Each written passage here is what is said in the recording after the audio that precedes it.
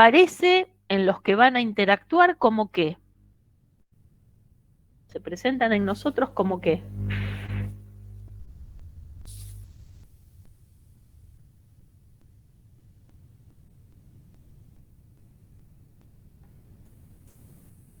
¿No es lo que él dice como que se maneja dentro de un mismo lenguaje, como de un mismo medio, entonces lo que nos parece normal a cierto determinado tipo de personas, a otro tipo no? Como expectativas normativas. Claro, exactamente. Se nos aparece como eso que esperamos cuando, ayer se acuerdan que decíamos, cuando uno va al mecánico, espera encontrar en el mecánico como ciertos atributos, ¿no? Y efectivamente eso es como una normatividad establecida socialmente para determinadas posiciones sociales o determinadas actividades sociales. Hay algunas expectativas que, como dice Goffman, son más universales, ¿no? Por ejemplo,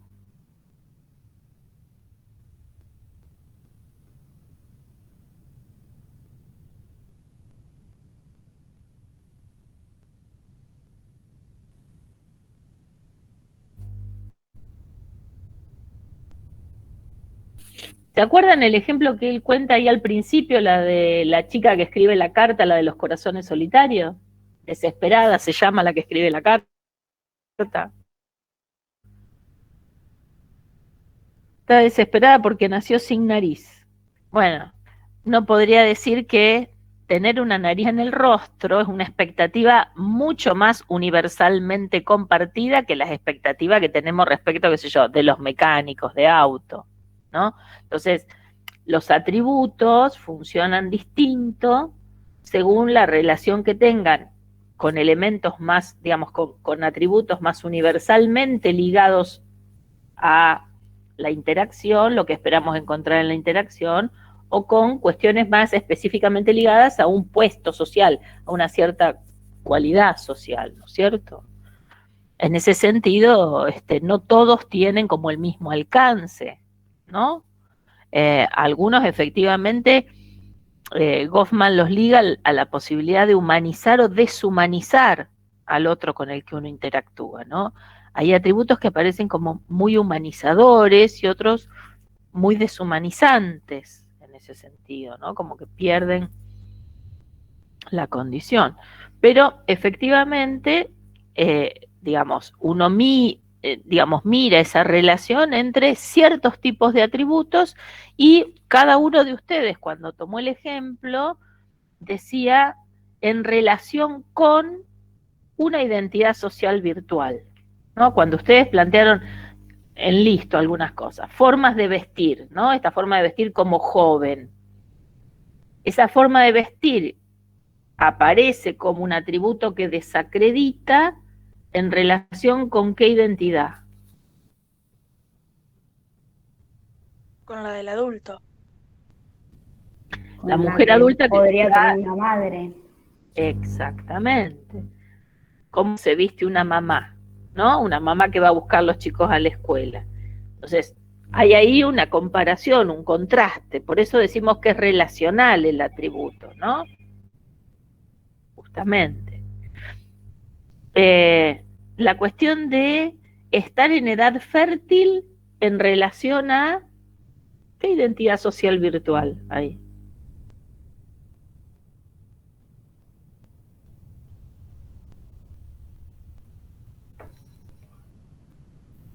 Ustedes habían planteado mujeres en edad fértil.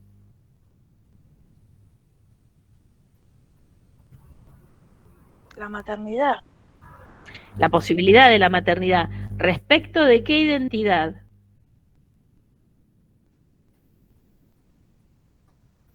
¿Desacredita frente a qué?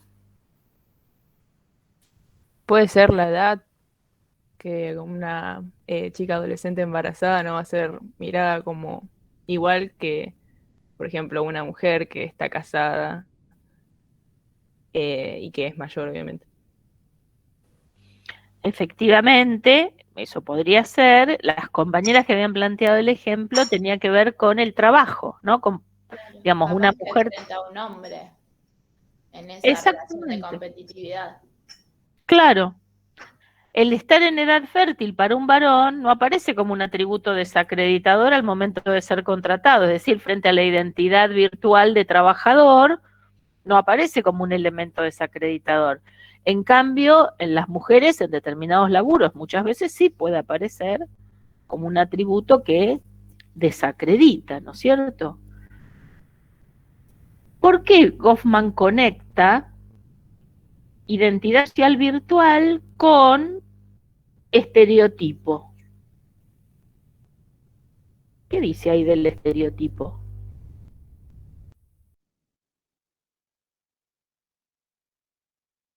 ¿Cómo pensaron ustedes el estereotipo? Porque si la identidad social virtual es eso que yo espero de la otra persona, si yo lo espero es porque ya tengo construido un estereotipo de ese que es lo esperable.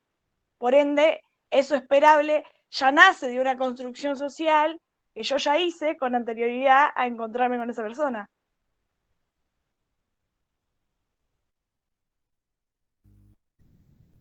Exactamente. Y cuando espero algo de los otros con los que me voy a encontrar para actuar, ¿espero solo un atributo? No, El estereotipo alude a la idea como de un combo. Digamos, se piensa en un, digamos, en relación a ciertas posiciones sociales, a eso que se llama identidad social virtual, que él llama identidad social virtual, el estereotipo es el combo de atributos que aparecen como cosidos, hilvanados, y que uno espera. Y la idea de estereotipo es interesante para que le prestemos atención, porque Goffman pone de manifiesto algo cuando lo llama estereotipo, que es forzoso que esos atributos vengan todos juntos, vengan en combo.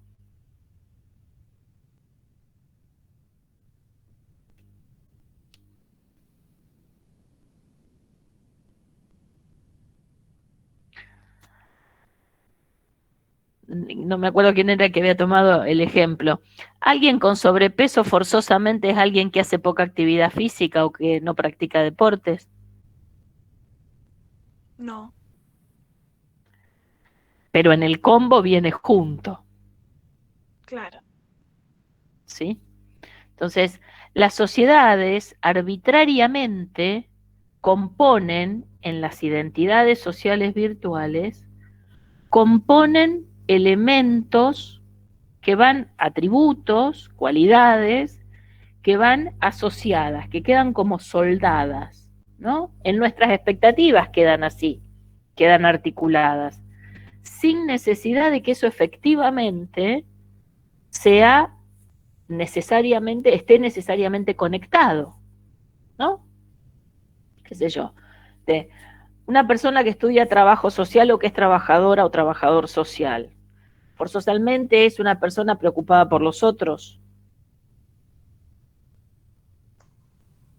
Para mí puede ser, o sea, debería ser, pero puede que no sea. Se puede recibir y ser mala persona, capaz.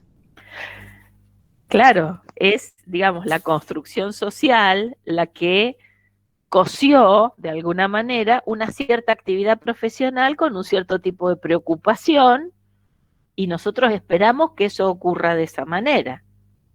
Como decíamos, así como esperamos que los médicos tengan las manos limpias, digamos, ¿no? Y cuando uno ve a un médico que tiene las manos sucias se preocupa. Bueno, en la misma dirección, nosotros esperamos una serie de cualidades, qué sé yo, un político que no sabe hablar en un acto, ¿no? Que es muy tímido y se abatata. Bueno, uno diría, no viene, digamos, no forma parte del combo lo que uno espera que alguien que se dedica a la política tenga como cierta facilidad de oratoria, ¿no? Digo porque él usa las dos nociones en el texto, tanto identidad social virtual como estereotipo. Y ahí es interesante pensar el estereotipo como ese conjunto de cualidades asociadas a esa posición que se transforma en expectativa. Ahora, él habla también de identidad social real en el texto, ¿no? Antes de que avancemos en cómo pensaron ustedes ese proceso, ¿qué implicaría una identidad social real?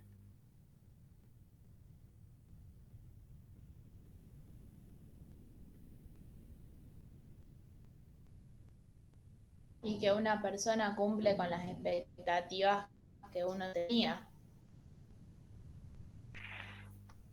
En realidad sería como, digamos, los atributos que realmente le pertenecen. Sí, hay algo de lo demostrable en lo real. De todo eso combo de atributos de lo que estábamos hablando hoy, ¿cuál realmente posee y cuál no? Efectivamente, fíjense que mientras la identidad virtual es la expectativa que cada uno de nosotros lleva cuando va a encontrarse con otras personas en la interacción, ¿se acuerdan que decíamos ayer? Esto Goffman lo está pensando sobre todo en los ámbitos urbanos donde uno se encuentra con gente de la que no tiene ninguna referencia previa, ¿no? Qué sé yo, vos pedís un turno con el dentista y a lo mejor la primera vez que va no sabés ni quién es, ni cómo es, ni quién es. Digamos, aparecía en el listado, vos tenías dolor de muela y entonces buscaste un dentista de urgencia y fuiste. Y, digamos, ¿qué tenés antes de llegar a esa interacción? Lo que tenés es la expectativa. Tenés esa identidad social virtual que es una expectativa de un conjunto de atributos. Y cuando llegás a la interacción, te encontrás ahí con otra persona real que tiene una serie de atributos. Del encuentro entre la expectativa y, como ustedes decían recién, los atributos que realmente alguien tiene en el momento de la interacción, que pone en juego ahí en el momento de la interacción, surge como resultado la identidad social real, que es un producto de la interacción. Es un producto de ese encuentro. Sí, Limay. Y decía también como que el individuo que el estigmatizado, a veces la conducta de él, al saber lo que pasa, puede ser o violenta o retraída. Y que al ir a la interacción se puede tornar hasta violenta esa interacción, por miedo a lo que pueda pasar. Y a veces puede interpretar cosas que no son o que el otro en realidad no está viendo, pero como que está a la defensiva. Claro, porque esta persona se da cuenta de su inferioridad, por ejemplo. O sea, y eso le trae inseguridad, ansiedad, y así reacciona, alejándose, escondiéndose. Sí, él en el texto da como un ejemplo de la mujer, algo así, como que quizás la mujer se sentía insegura por no cumplir con los estereotipos de la sociedad, decía como por su fealdad, así decía en el texto, y como que se sentía insegura. Efectivamente, uno podría decir que cuando llegamos al momento de interactuar, pueden pasar diversas cosas, ¿no? Alguien que llega a una interacción y que tiene un atributo desacreditador. Estrategias posibles de quien lleva un atributo desacreditador frente a la interacción, ¿no? Algo así como, bueno, ¿qué puede pasar? Alternativas, ustedes mencionaban recién. Si el atributo desacreditador, por ejemplo, fuera, me acuerdo la hija de una compañera que tenía una mancha acá, que era uno de esos lunares rojos así muy sobresalidos. ¿Qué podría intentar hacer alguien que porta un atributo como ese, según Goffman? Y sacárselo, removérselo. Exactamente fue lo que hicieron a cierta edad de la criatura. Cualquier atributo es susceptible de ser, digamos, eliminado, extraído, removido.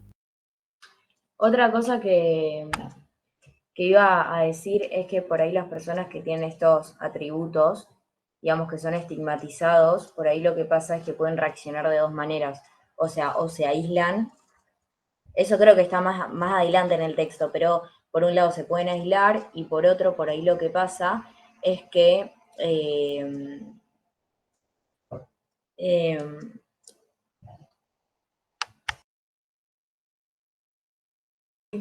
no, estoy pensando. Eso. No, perdón. Perdón, aviso que estamos conectadas acá, somos Indra y Sofía. Entonces, por eso estábamos discutiendo cuál era el otro. Por un lado se aíslan y no me salía el último, que era que podían reaccionar de alguna forma, podría decirse violenta. No sé si eso está más adelante, por ahí no habíamos tocado el tema todavía. Sí, vamos a ver que efectivamente, que él habla de bravatas ahí, ¿no? La traducción dice eso, ¿no? Algo así como, bueno, el que se hace el guapo, el que de alguna manera tiene una respuesta. Vamos a llegar dentro de un ratito un poquito a eso, pero pensando en esas estrategias de respuesta, efectivamente una puede ser intentar remover el atributo. En el caso de las cirugías es una forma más sencilla de remoción, pero en otros casos, ¿qué otras alternativas aparecen allí? Yo creo que él hablaba también cuando era una, ¿cómo es? Deficiencia de carácter, ¿cómo es que le dice? Defecto de carácter, como que ahí no era tan complicado porque, bueno, no sé, hoy en día, qué sé yo, requeriría un tratamiento con un profesional o que no era tan fácil como ir un día y operarse. Sí, hay que ver de qué tipo de defecto de carácter se trata. Ustedes habían hablado de, a ver si yo no recuerdo mal, algunas cuestiones como, qué sé yo, la obesidad, ¿no? Que podría ser susceptible, qué sé yo, de un tratamiento. Hace un tratamiento para, digamos, descender de peso, controlar la alimentación, etcétera. En algunos casos, algunas de esas conductas, Goffman está trabajando en relación con algo que Becker, otro de los integrantes de la segunda generación de la Escuela de Chicago, trabaja, que es el grupo de consumidores de marihuana, y van a ver que este grupo de consumidores de marihuana propone, perdonen que me están llamando, perdón, que voy a colgar. Digamos, lo que propone justamente que consumidores de marihuana como consumidores de drogas, ¿no? En ese sentido, que efectivamente por ahí es más fácil de ocultar, pero al mismo tiempo se trata de una práctica que es difícil de desplazar, ¿no? En general, quienes aparecen estigmatizados por una conducta como el consumo de drogas, en general tienen dificultades para poder superar esta práctica. Y en ese sentido, digamos, no siempre lo que podríamos decir son estas cualidades del carácter, son fácilmente susceptibles de ser transformadas, ¿no es cierto? Incluso él toma en el texto un ejemplo que para mí da cuenta, digamos, del momento en que se produce el texto, que es terapias para transformar, que alguien prestó atención, algo que ahora ya nadie plantearía. Por lo de la Perdón, homosexualidad, ¿puede ser?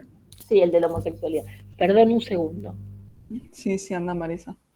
¿Cuál dijeron? Creo que hablaba sobre la homosexualidad, que un homosexual iba a hacer psicoterapia para como volver a su estado, entre comillas, normal. Sería heterosexual. Lo interpreto así. Claro, como para poder reprimirlo.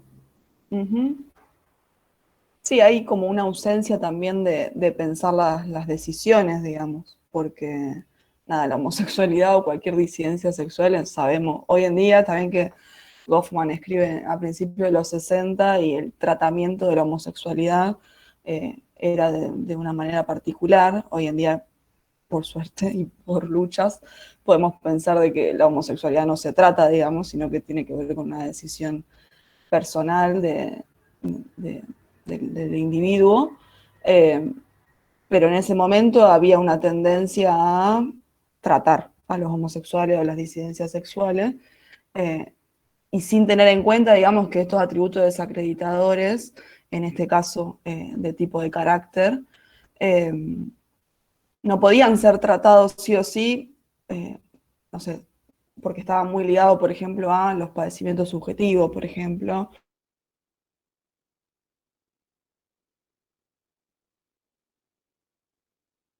Carácter y de personalidad defectuosa, como él le dice, que él medio que mete todos en la misma bolsa, pero que hoy en día con los lentes del siglo XXI es difícil también de pensar más concretos en ese sentido. No sé si alguno más había pensado en este paso o cómo entendían en sus ejemplos esto de la realidad social virtual. ¿De qué manera ustedes detectaban que había una discrepancia entre lo que efectivamente tenía la persona desacreditada y lo que efectivamente quien estigmatiza pensaba? ¿Cómo pensaron ese paso o esa discrepancia entre lo que se ve y lo que la persona espera?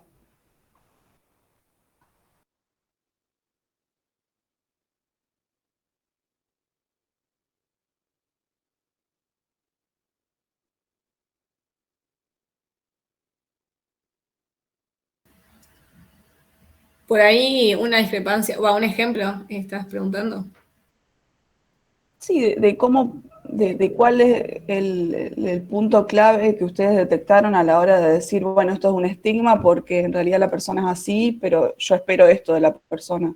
O sea, ¿cuál es ese paso ahí de la interacción que detectaron?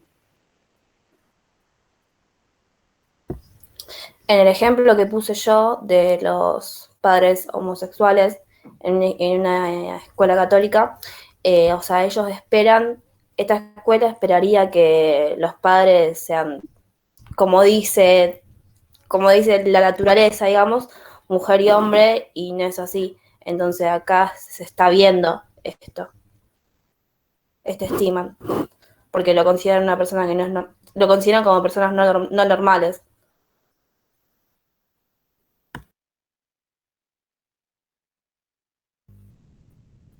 Disculpen que tuve que salir, pero traían un paquete y se demoraron en entregarlo, perdón. No pasa nada, estábamos charlando un poco de la visualización de esta discrepancia entre lo esperable y la realidad real, o de la realidad social real.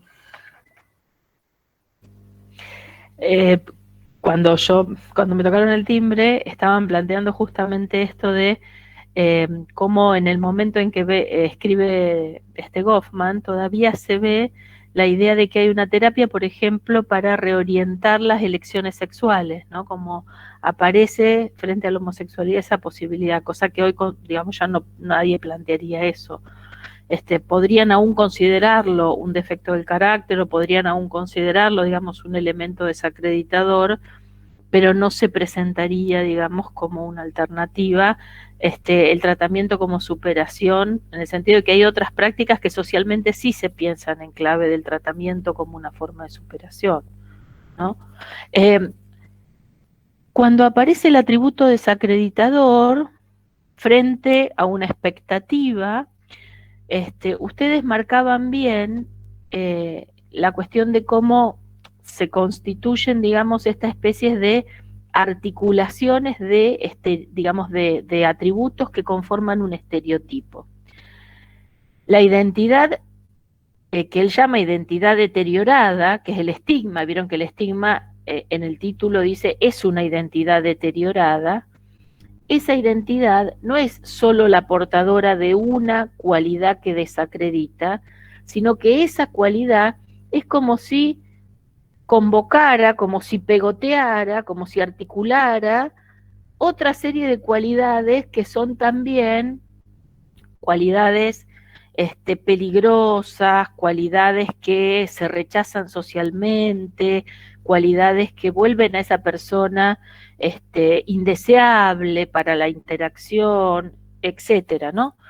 En ese sentido, creo que ustedes habían planteado justamente en el caso de Mala Fama, ¿no? Cuando habían dicho esto de cómo aparece articulado, por ejemplo, al color de piel, otra serie de elementos que se suponen que vienen como adosados a ese atributo, ¿no es cierto? Al uso de la Claro, gorrita o a la, ustedes decían a las tatuajes, sí, perdóname, Ibai. como que pensaron que le iba a robar o que les iba a hacer daño al local y él nada más quería ir a comprar. Y encima es un cantante famoso que tiene plata, o sea, no es que... Claro. Pero es algo, ese ejemplo de mala fama es algo que se ve siempre en la sociedad, está muy, muy metido, o sea, vos, creo que muchas personas que ven esa diferencia, se ven a uno con gorrita, vestido de ropa deportiva, raro, de diferente color de piel y se cruzan de calle. O se asustan, esconden su celular, su billetera. Y también pasa mucho con las mujeres. Si vamos caminando sola y va un grupito de hombres atrás, tenemos miedo. Empezamos a correr o a caminar fuerte o nos hacemos que hablamos por celular. Y lo digo porque yo eso lo hago, por ejemplo, el ejemplo de las mujeres. Te da miedo. Creo que ese también sería uno. Efectivamente, digamos, ahí a mí lo que me parece interesante es que en ese caso el atributo, digamos, no es particular de un individuo, es el último, interesante justamente porque no se trata del atributo de un individuo. Si fuera a lo mejor un varón solo, vos no tendrías el mismo, digamos, no pensarías en las mismas posibilidades de interacción. En cambio, cuando son varios juntos, a vos te, digamos, suscita una expectativa de interacción distinta, ¿no? Y eso también es para pensar, qué sé yo, una cosa es encontrarse con un hincha de un cuadro con una camiseta, otra cosa es encontrarse con un conjunto. Yo voy con una camiseta y vienen hinchas de otro club con otra camiseta. Una cosa es ver uno, otra cosa es ver 15, ¿no? Claro, Entonces, sí. digamos, estaba pensando en otras situaciones en las cuales el número puede ser una diferencia. Ahora, a mí siempre me pareció muy divertido el texto de Goffman.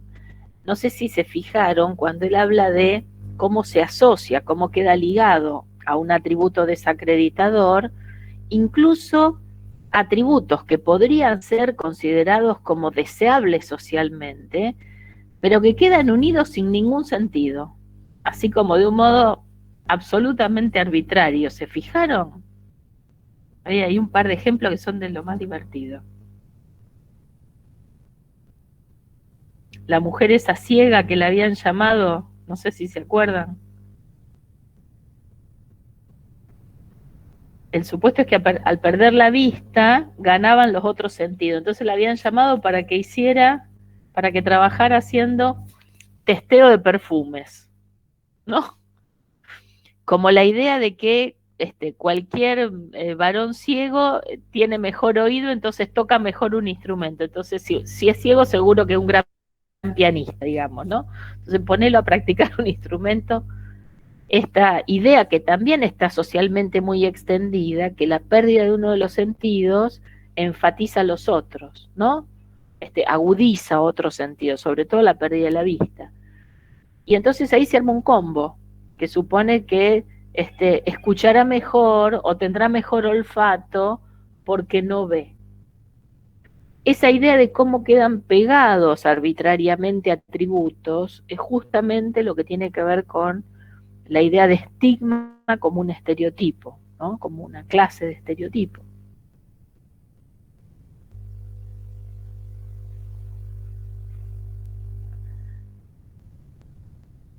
Ustedes habían comentado en relación a allí la cuestión, había traído Berenice, me parece, la cuestión de la vestimenta en relación a la vestimenta y el bolso, ¿no? Creo que era en Sí. relación a un espacio público.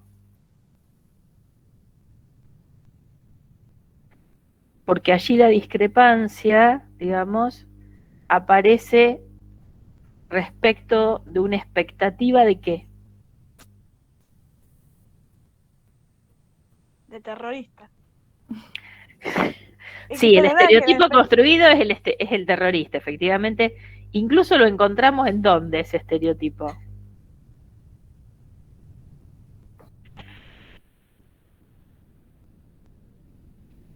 En el cine. ¿No han visto películas donde aparece, digamos, tomado en chiste, el tipo con la barba que parece Khomeini o que parece Bin Laden, el turbán, el coso en la cabeza? Sí. Digamos, aparece construido, efectivamente, y es incluso motivo de humor, ¿no? Hasta ese punto. A mí Ahora, se me ocurre lo que dijo Darín en una entrevista, que lo habían contratado para, como era argentino, lo habían contratado para ser narcotraficante. Y le dijo, ¿por qué tienen que ser narcotraficantes los latinos nada más? Exactamente, claro. ¿No? También ahí Berenice lo que ubicaba era un contexto. Ella decía como alguien de Oriente que viene a Occidente con un bolso, una vestimenta específica. Me parece que ahí también lo que nos permite pensar era esto que charlábamos ayer en relación a, bueno, un atributo no es malo o bueno porque sí, digamos, sino que se ubica en un momento y en un contexto determinado. Para mí eso es muy gráfico porque nada, las personas en Oriente viven y se visten de esa manera, digamos. Posiblemente si nosotros o nosotras vamos a Oriente vestidos de la manera en que nos vestimos acá, también seamos vistos, no sé si como terroristas, pero como con algún otro atributo. Nada, me parecía como muy interesante el ejemplo de Berenice porque era muy gráfico en relación a dónde un atributo o qué sentido, qué significado adquiere un atributo dependiendo del lugar en donde vos lo mires y donde lo analices.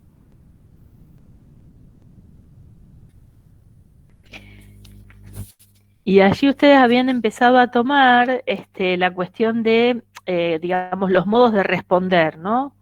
Y habían señalado, bueno, esta posibilidad de eliminar el atributo en los casos en que sea posible eliminarlo. Planteábamos la estrategia de tratar, digamos, de hacerlo desaparecer con otra cosa, una terapia, etcétera. Pero también Goffman señala otras estrategias que aparecen, ¿no? Que tienen que ver con el problema de la aceptación. Vieron que él ubica, digamos, que para el portador, no para los otros, sino para el portador del atributo, hay allí toda una serie de cuestiones relativas a, digamos, ¿sabe o no sabe que es portador de un atributo que los otros consideran que es desacreditador? Él lo envuelve bajo una rúbrica que la pone entre comillas, que es el problema de la aceptación, ¿no? Lo llama así en general. Pero digo, ahí eso es como que engloba una serie de cuestiones. Primero, ¿qué pasa cuando alguien sabe que es portador de un atributo que los otros van a considerar desacreditador? ¿Qué pasa cuando siente que el atributo que tiene es perfectamente normal, que no tiene nada distinto, que no... Entonces,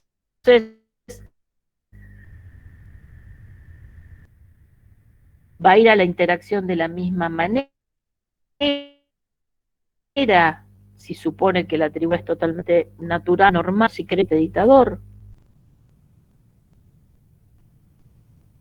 No, porque era como decíamos hoy, que las chicas planteaban que una opción era que se aislara y que otra opción era como que se revelara. Si yo no sé que tengo un atributo que el otro considera negativo, voy como si nada, porque no tengo por qué tener un problema en esa interacción teniendo en cuenta ese estereotipo. Y ahí es interesante porque muchas veces vieron que más adelante Goffman va a plantear, digamos, los modos de interacción particulares que se dan entre quienes portan este tipo de atributos y los sabios y los iguales, ¿no? Entonces, él allí plantea, bueno, ¿qué pasa si uno ha vivido rodeado, qué sé yo, en la infancia o hasta cierta altura de la vida, por quienes tienen los mismos atributos? Entonces, el atributo del que yo soy portador es normal entre aquellos con los que he convivido, y después me toca tener interacciones con otros que tienen otras expectativas, ¿no? Entonces, qué sé yo, un niño que, por ejemplo, qué sé yo, tiene sordera o que es no vidente y que va a la escuela de no videntes y que en su casa, digamos, todos han adecuado su modo de interacción a esa cualidad, etcétera, etcétera, y que un buen día, qué sé yo, tiene que empezar a ir a la facultad. Terminó la escuela y con los compañeros y un día tiene que empezar a interactuar con otros, y entonces, ¿con qué se puede encontrar allí? ¿Qué respuestas puede haber?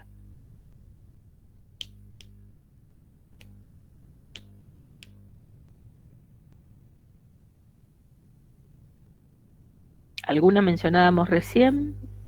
Yo lo que me acuerdo cuando él, pero creo que esto era en la última parte del texto, cuando él hablaba, creo que era un chico, no sé, con una enfermedad congénita, como que hablaba de casos como niños donde los mantenía como en una burbuja toda su vida y que después cuando salían al mundo real como que tenían problemas y como que generalmente esos chicos tenían problemas para relacionarse, para conseguir pareja, no sé. Pero me parece que eso estaba en la parte final del texto, no sé si estaba en esto. Él también ahí habla de la segregación de quienes poseen un estigma y del problema que eso genera. Hay un ejemplo que a mí me daba mucha risa, que era un ciego que iba a conocer el lugar a donde de repente iba a empezar a vivir, a trabajar, porque era un lugar, una institución total, y a él lo querían poner a hacer trapos de piso. Y él decía como, nunca había algo que me segregara más en la vida que tener que estar en un lugar encerrado haciendo algo que no me gusta hacer solamente porque soy ciego y tengo que estar con otros que también son ciegos. Bueno, y ahí, digamos, como pensar, digamos, esto de que también hablábamos ayer en relación a, bueno, qué función cumplen las instituciones totales y por qué se reúnen o por qué reunimos a personas que poseen un mismo atributo y para qué. Había otro ejemplo también de una chica que tenía una discapacidad que decía que era sobreprotegida, como que cualquier cosa que le pasaba, todos iban corriendo atrás de ella y que la hacía sentir más incómoda todavía.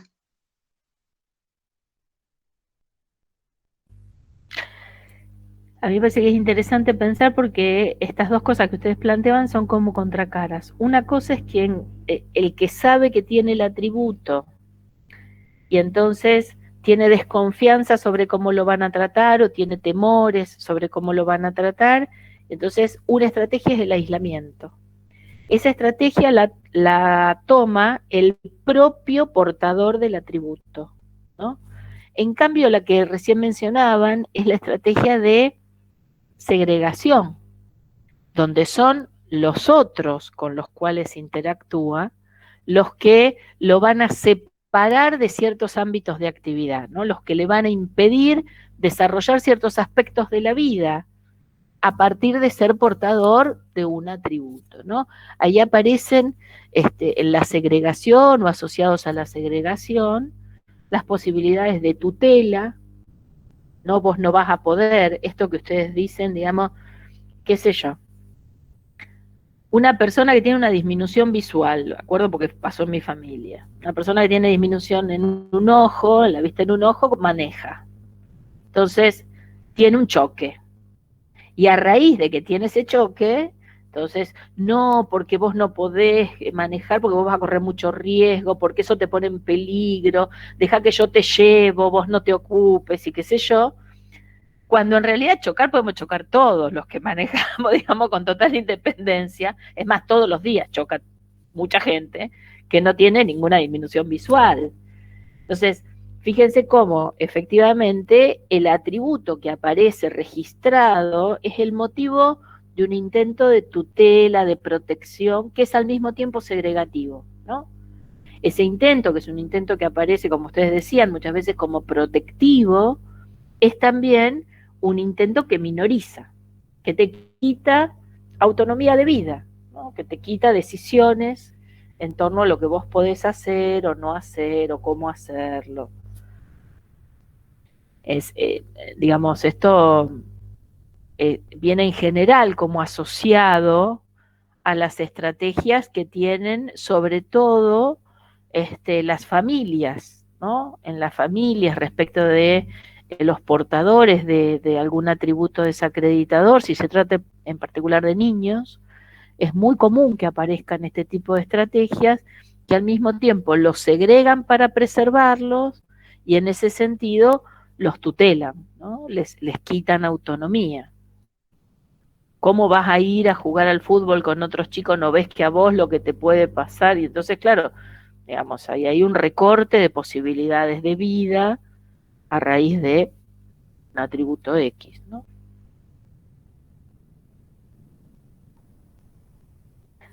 Entonces, aislamiento, segregación, otra estrategia.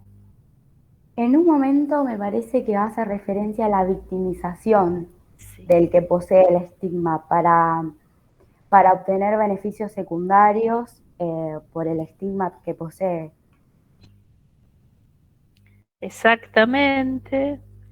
Aparece allí, digamos, la posibilidad del beneficio secundario. La expresión está tomada de otro lado. La expresión es el beneficio secundario del síntoma, es una expresión que utiliza el psicoanálisis, refiriéndose a cómo, digamos, determinadas patologías se encuentran en el síntoma, en eso que podría parecer como un atributo desacreditador, un cierto tipo de síntoma, la posibilidad de que, ¿qué sería ese beneficio? ¿Cuál sería allí el beneficio que él describe?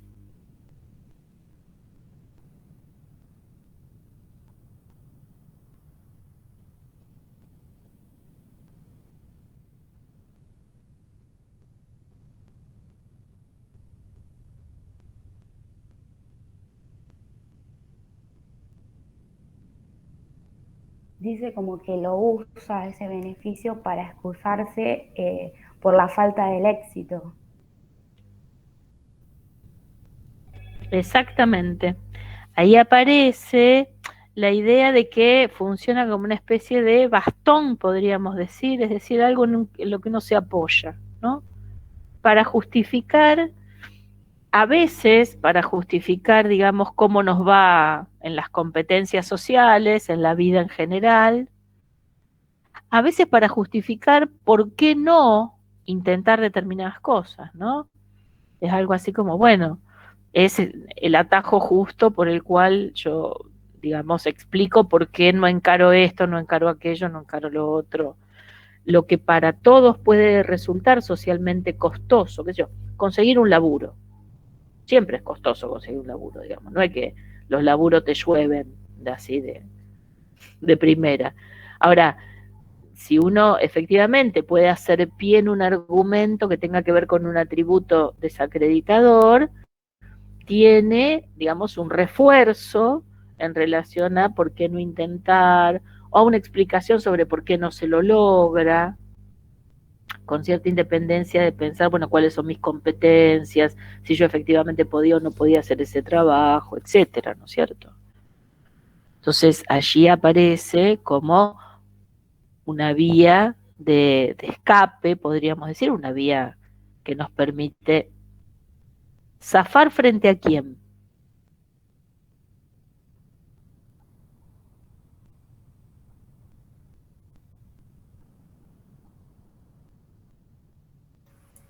Supongo que frente al normal. Por un lado frente a los normales, pero solo frente a los normales.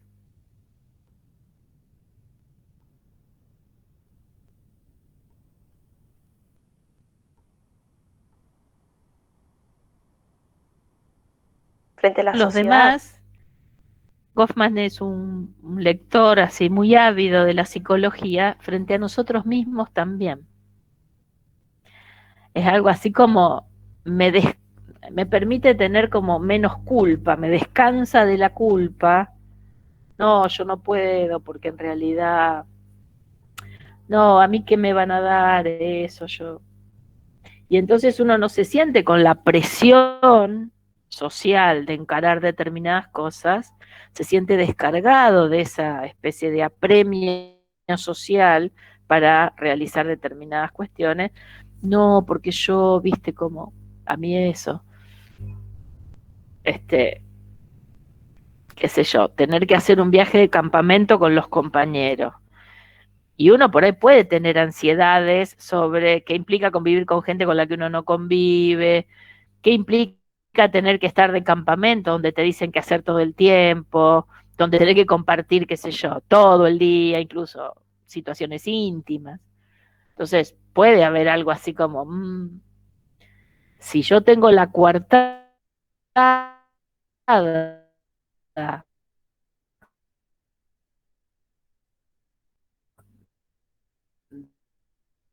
de un, digamos, porque yo ya viste, tengo problema para caminar, la rodilla, que no sé qué voy a ir a hacer ahí?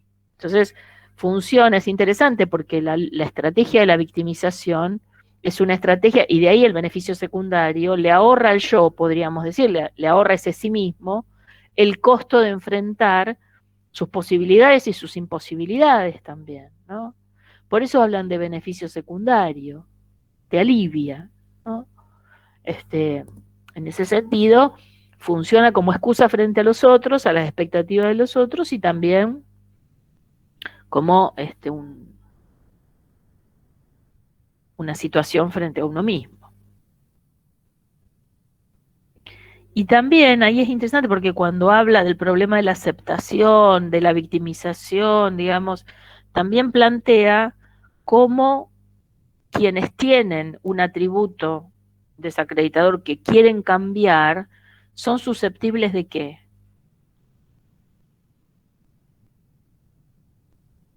Son más el blanco de otra gente. ¿En qué sentido?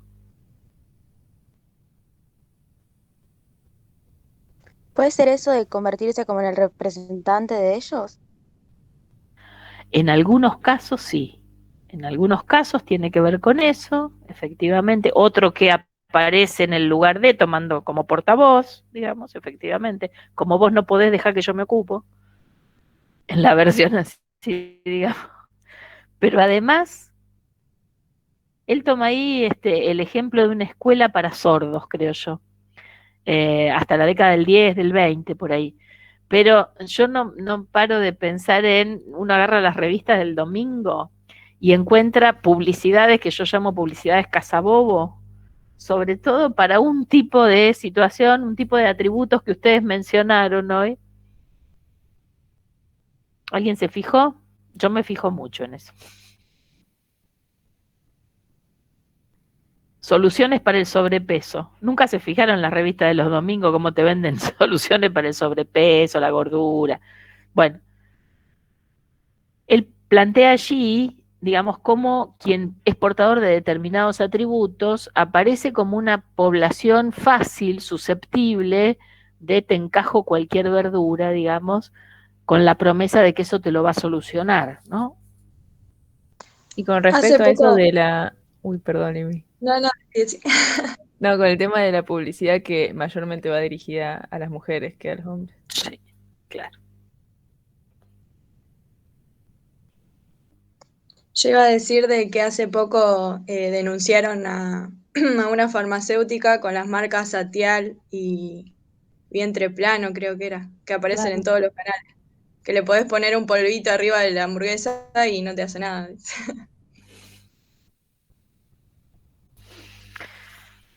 Espero yo todavía la fabricación de la lechuga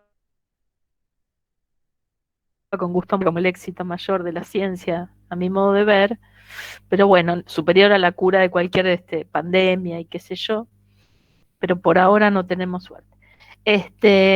Efectivamente, digamos, él menciona allí como en otra época, y quienes hacen historia de la medicina han trabajado mucho eso, es muy interesante, aparecen todas las publicidades de los tónicos, de los ungüentos, los menjunjes, que se usaban para curar cualquier tipo de cosa. Te sacaban el grano ese que tenías en la cara, las verrugas, eliminaban, qué sé yo, todo tipo de problemas que vos pudieras tener, incluso se vendían para eliminar la sordera, ¿no? Que era un problema congénito, que después se supo, obviamente no se podía curar de esa manera, pero durante mucho tiempo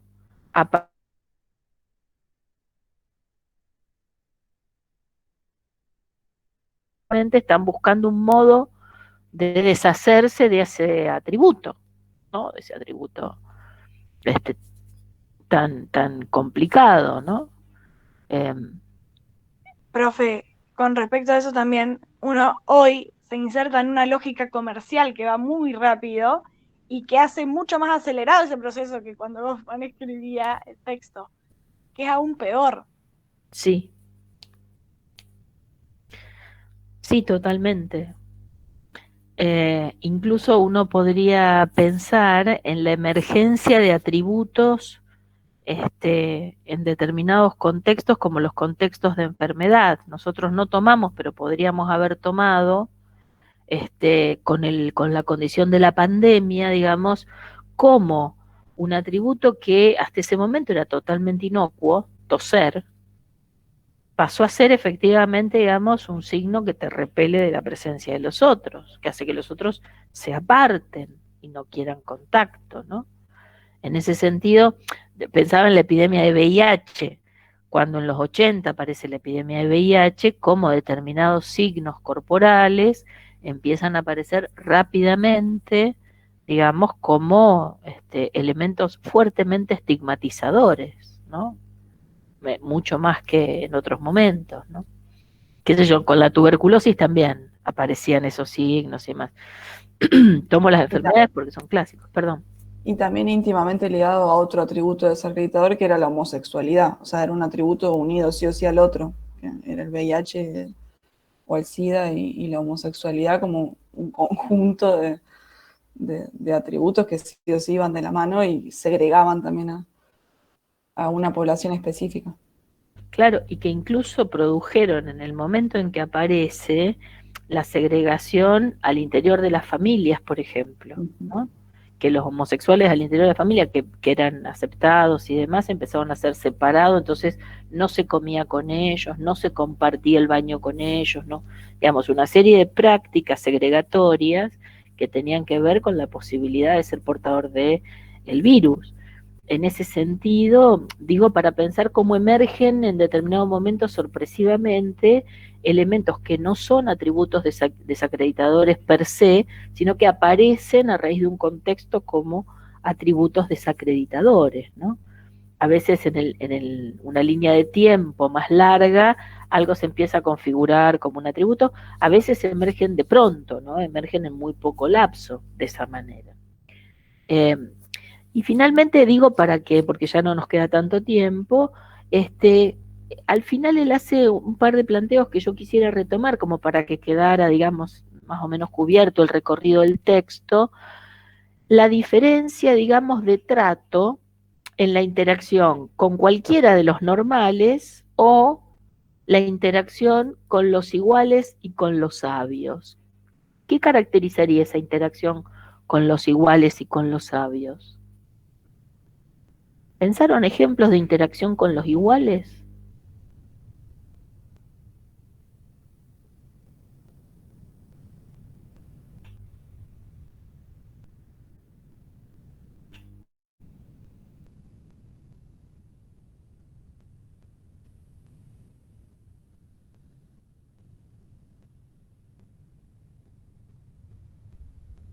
Una interacción con un amigo es una interacción entre un igual, ¿o no?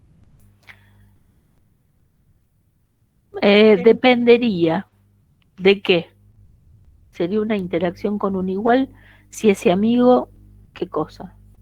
Compartir el mismo Si tiene los mismos atributos. El mismo atributo. Claro. Claro. Claro, una interacción sería, o sea, no sé, por ejemplo, hablar con mi mamá, pero me escucha, me ve, no tiene ninguna dificultad, entre paréntesis, por así decirlo. Efectivamente, por ejemplo, familiares pueden ser, digamos, grupos como de iguales. Podríamos decir, secundariamente, ¿no? En primer término, el grupo de los iguales es el que comparte el mismo atributo. Si ustedes se fijan, en las comunidades terapéuticas es muy común que haya el grupo de los que ya se han recuperado de la adicción, por ejemplo, y que forman parte del trabajo que se hace con quienes están allí tratando de superar la adicción, ¿no? Eso sería el grupo de los iguales, que en general, ¿qué les proveen a los nuevos que están enfrentando, digamos, el trato respecto de ese atributo? Experiencia. La experiencia personal. Una experiencia, claro, respecto de qué cosas, sí. De cómo afrontar ese atributo. De cómo afrontar, sobre todo la interacción con los otros, ¿no? Con los que son normales, con los que van a intentar estigmatizarlos. Les pueden proveer un lugar de refugio, en el sentido de que al interior del grupo de los iguales, ¿qué pasa con el portador del atributo?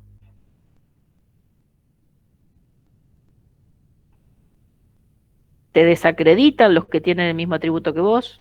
No. ¿Te entienden? Va. Claro, exactamente.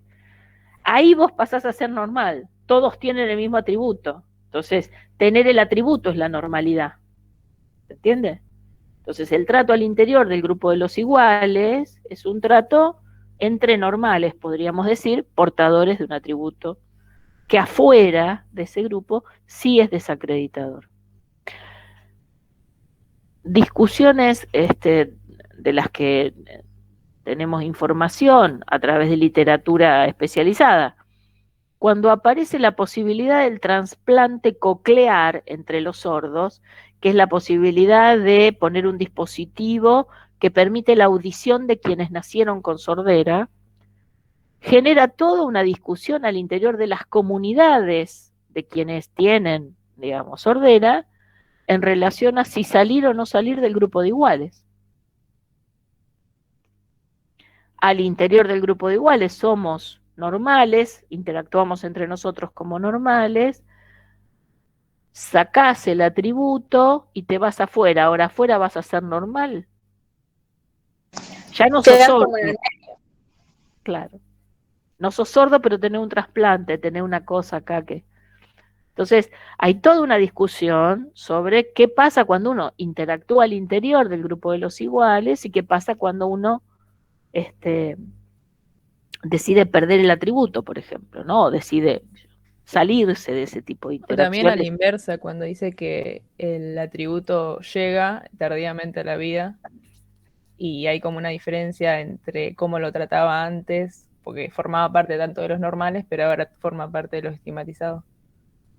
Sí, y esa sensación de yo con estos no tengo nada que ver, digamos, ese tener un atributo reciente y encontrarse con otros que llevan el atributo hace mucho más tiempo y la imposibilidad de identificarse con esos otros, ¿no? O sea, no poder percibirse como un igual a esos otros, ¿no? Ahí efectivamente. ¿Y qué pasa con los sabios? Los sabios serían como lo que ahora les decimos los aliados de los distintos movimientos. Es gente que, o sea, es normal, pero tiene alguna información o alguna relación con gente que forma parte del clan, sería de los estigmatizados, y al mismo tiempo tiene que ser aceptado por ese clan como un aliado. Bueno, eso es una palabra contemporánea, pero... Sí. Y él da el ejemplo de las enfermeras, por ejemplo. Ahí aparecerían dos cosas. Hoy es muy común ver el grupo de qué. Entre los aliados típicamente aparecen quiénes. Los varones en la lucha feminista no. Sí, podría Yo ser. pienso aliado, pienso en esto, porque hay un meme aparte. Ese si hablan de los varones, perdón, profe. Sí, dale. Si hablan de los varones como aliados, se podría relacionar con el segundo tipo de sabios, que es que, o sea, se relaciona con el individuo porque comparten la misma estructura social. Él da el ejemplo de la esposa del enfermo, por ejemplo. Claro, allí justamente lo que aparecen, sobre todo contemporáneamente, incluso aparecen ordenados en la ley, estaba pensando en la ley de salud mental, los grupos de familiares, ¿no?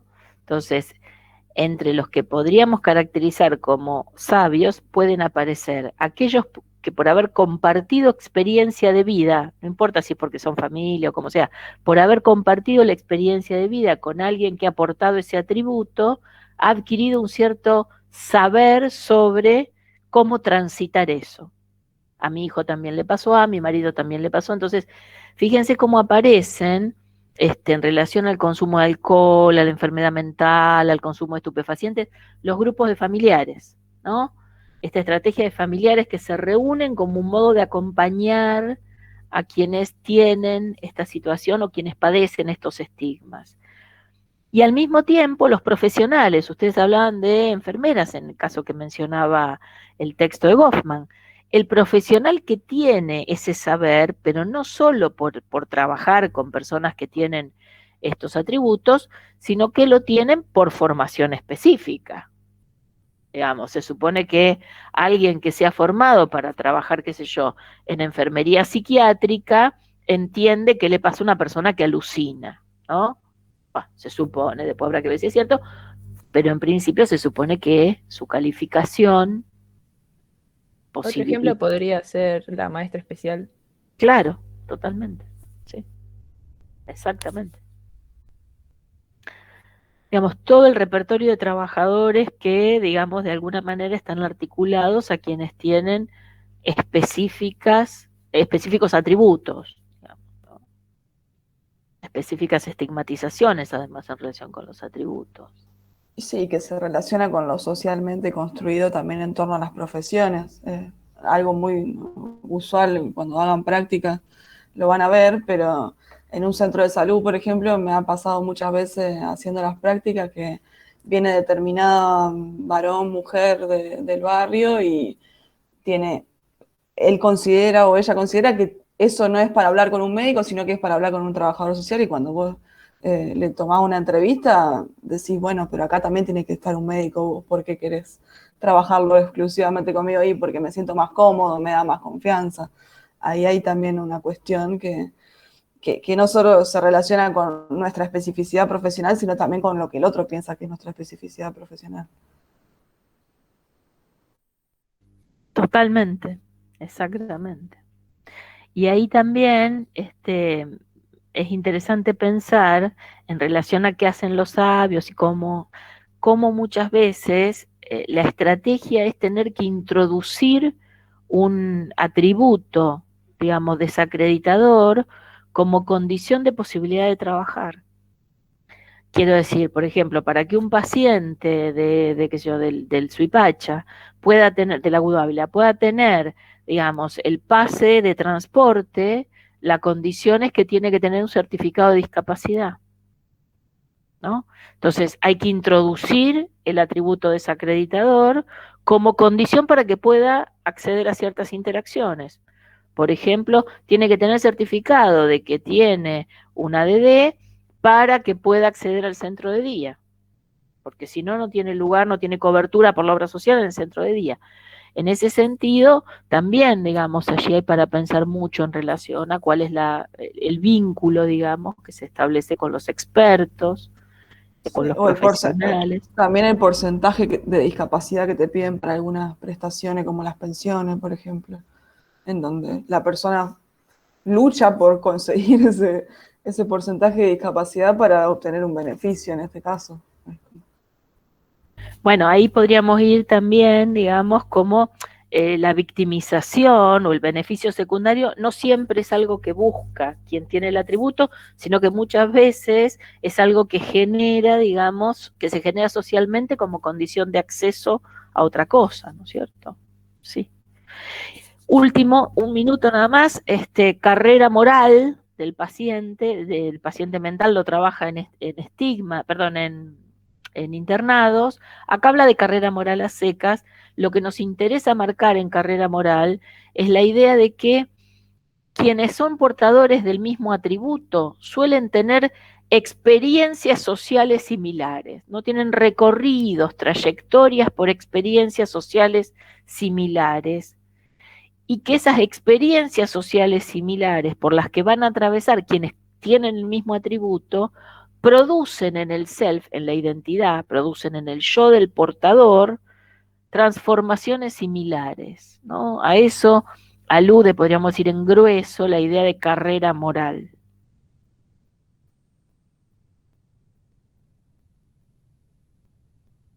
Como, digamos, como esto tiene un supuesto en Goffman. ¿Cuál es el supuesto? Que las expectativas sociales sobre determinadas posiciones están instaladas en el conjunto de la sociedad. Entonces, como tenemos expectativas comunes, más o menos universales, sobre qué esperar de cada una de las posiciones sociales, como decía recién Indiana, efectivamente hay una idea de qué hace determinada profesión, hay una idea, pero no solo de las profesiones, qué hace un alumno en el aula. Digamos, quienes van al aula como docentes tienen una expectativa y una cierta idea de qué hacen los alumnos en el aula. En ese sentido, todos nosotros vamos a la interacción con ciertas ideas previas de qué esperar de cada una de las posiciones sociales. Y en relación con eso aparece una especie de experiencia común de tránsito a raíz de tener determinados atributos. O más o menos común de un tránsito a raíz de tener determinados atributos. Después puede ocurrir que en una misma sociedad grupos diferentes traten a los atributos de modo diferente, ¿sí? Pero hay comunidades en las cuales ser una mujer implica, digamos, quedar más o menos segregada de ciertas prácticas, y hay otros grupos, otras comunidades al interior de la sociedad para los cuales ser una mujer no te excluye de prácticas, ¿no? Yo me acuerdo cuando era chiquita, mi familia jugaba a las cartas y entonces a las nietas, los adultos varones, nos sentaban a mirar y no nos enseñaban a jugar. Ni al truco, ni al mus, ni al tute. Las mujeres mirábamos paraditas atrás. Bueno, no todas las comunidades hacen eso con las chicas, ¿no? Entonces quiero decir, depende de los grupos el cómo se hace, cómo se marca o no se marca cierto atributo, y por lo tanto Goffman supone, la idea de carrera moral es un supuesto de que las trayectorias van a ser más o menos similares u homogéneas, etcétera, ¿no? Bueno, no sé si han quedado cosas así como colgadas. Ayer me parece que Yasmín no sé si era Yasmín, que había algunos párrafos que quedaban oscuros, pero no sé si a medida que lo fuimos trabajando se fueron despejando. A lo mejor no era Yasmín y yo me equivoco. Me parece que no está Yasmín.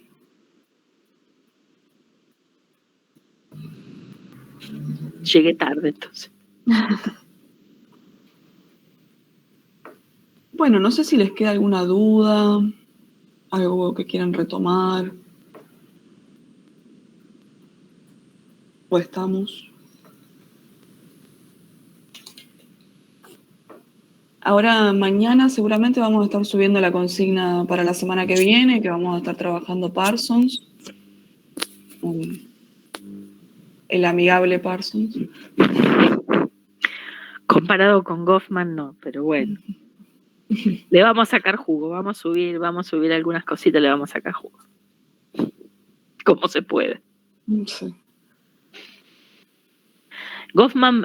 Parsons, vamos a trabajar una única ficha, y vamos a trabajar la primera parte de la ficha en el teórico, la segunda en el práctico. Vamos a subir una consigna justamente para trabajar, y vamos a tratar de recuperar algunas ilustraciones para poder retomar algunas ideas. Ustedes, por lo que yo vi en el programa, creo, a lo mejor han trabajado algo de Parsons, sobre todo del sistema social en primer año, ¿no? Ya, o sea, bien, bárbaro, han visto algo de Parsons, bárbaro, eso nos va a allanar un poco el camino, entonces. básicamente, digamos, ahí hay una concepción de estructuralismo que, digamos, es diferente a la que vamos a ver en la última parte del año, entonces queremos recuperar y recuperar algunas nociones que van a ver aparecer mucho en su campo de ejercicio profesional, por ejemplo, control social, ¿no? Socialización, control social, son temas que van a aparecer recurrentemente, entonces queremos retomarlos y trabajarlos.